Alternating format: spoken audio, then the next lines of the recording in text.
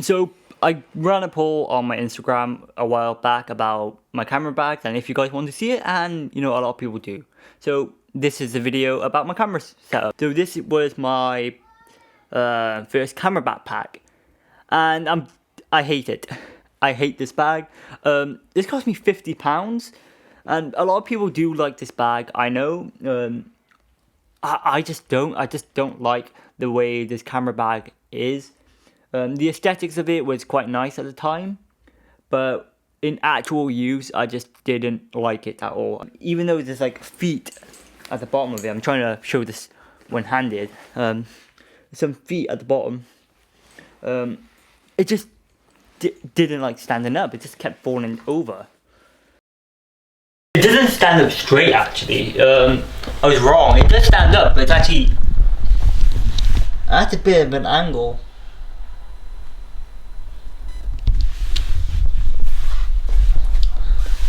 Yeah, you could definitely tell it's a bit off.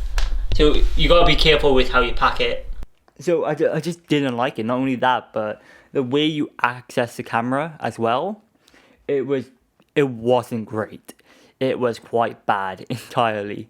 You got a slot at the top where you're able to access your camera stuff, and you have a little pocket there, which that's alright. But the main compartment, it's a security risk, and the security risk of the main compartment is the main reason why I don't like the bag.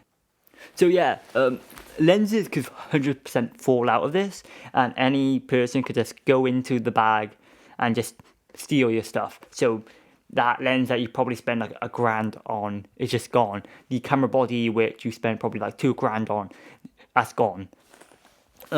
Because of this being front accessible, whereas the Peak Design backpack and the Peter McKinnon backpack are not. So not only this, but the backpack, the laptop zip, it doesn't close a conventional way. It doesn't do downwards. It closes upwards, meaning that if your laptop is a little bit big, it might be a little hole, and if it's raining like it normally does in Wales, it pours down, meaning that if you're out with this bag and it's pouring down, your laptop is gone.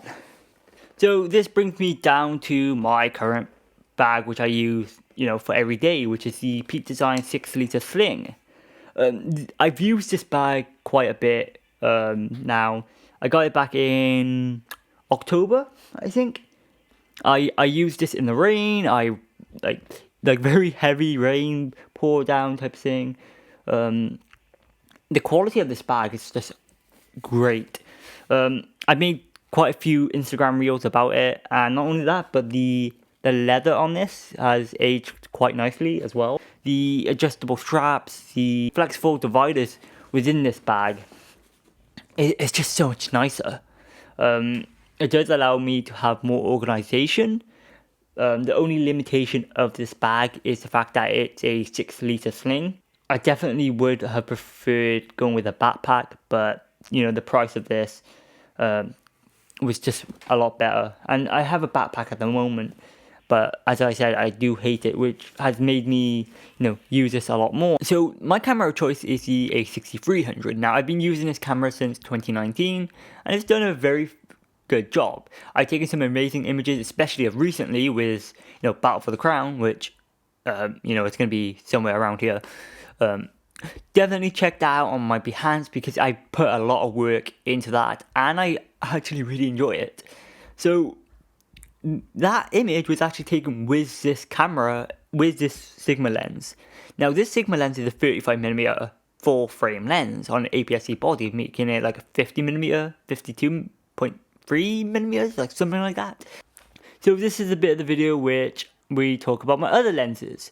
This lens here is the 18 to 50mm f3.5 to 5.6 optical stabilized lens, which is also known as the Sony kit lens. It's an okay lens for when you're starting off, but eventually down the line you're going to need to replace this with a better quality lens, preferably the Sigma 18 to 50 if you're going to stick with APS-C. Overall, this lens has actually come a long way for me and is quite useful. Whenever I'm not using the Sigma lens, I tend to use this, and it is a good quality lens, but definitely not the sharpest thing out there. It could get the job done, and it's good for when you're starting off in a new ecosystem like Sony, but I wouldn't really say to keep it for a long time. So outside of that 18 to 50mm lens and the Sigma lens that I currently have, I've been using this Nikon 55 to 300mm f4.5 to 5.6 telephoto lens for quite a long time. So this is literally the only telephoto lens I have, and because it's a Nikon lens which I had since my days of using the Nikon D50-300, which is a DSLR, this is a different mount lens, meaning that I would have to adapt this for it to work on my Sony camera.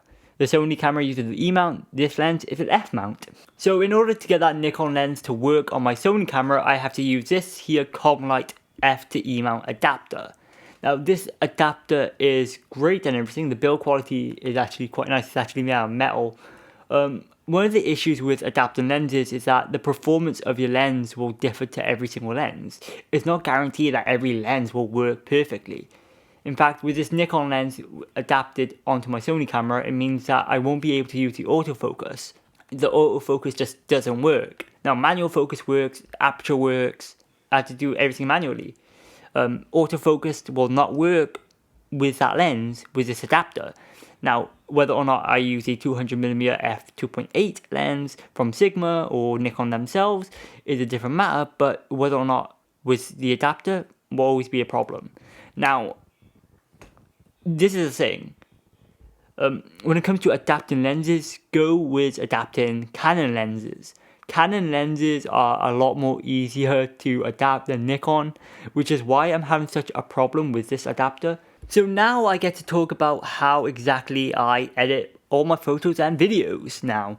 And that's with this machine, the iPad. I have made a video on the iPad in the past, which, let's face it, the audio was not great on that, but you know, it is what it is.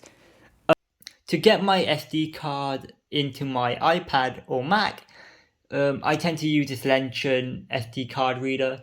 So it's just a little hub with a USB-A port and a micro and full-size SD card slot. So that's literally what I use. It's made out of metal, pretty good quality as well. The only downfall of this is that there's not another USB-C port on there at all. So if you do use this for a laptop or tablet with a single USB-C port, you will be losing that port. So this is my camera bag. Now I have made a video about this prior. Now that, however, yeah, the video quality on that was not great. The lens and the camera was the same, and I had this bag back then as well, but I just didn't like using it. That's why I didn't show it off. But, you know, I'm going to need to use this bag more often now because I'm starting to get more clients, I'm starting to get more shoots booked in, so I'm going to have to start using it. And that means that I'm going to eventually have to change it because you can't be using gear that you don't like too often. It's not a good idea. So yeah, any changes I make to this will result in a new video. Realistically, only when I make a massive change, and that means like majority of the gear has been changed, that kind of would warrant it. I don't really plan on making a yearly what's in my camera bag video because it's kind of pointless, to be honest, because I don't really like having to make a lot of changes to it. So yeah. High waist jeans that gon' make my ex cry.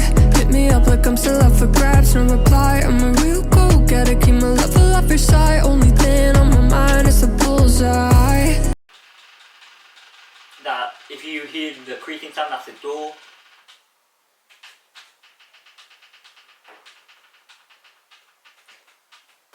Now this backpack, that was a lens adapter.